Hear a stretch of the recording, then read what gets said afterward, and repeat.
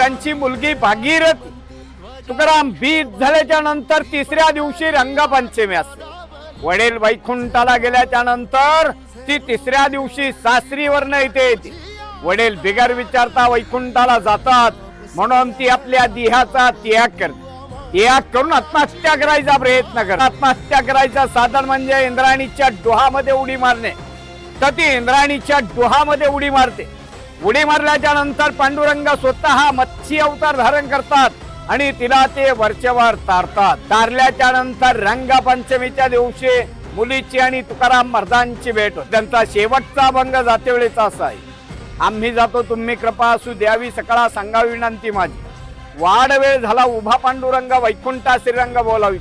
अंतकडे वेठू अम्मासी पावला कुडीस वैत झाला गुप्त तू. बोला तुकाराम महाराज की जय रामकृष्ण हरी.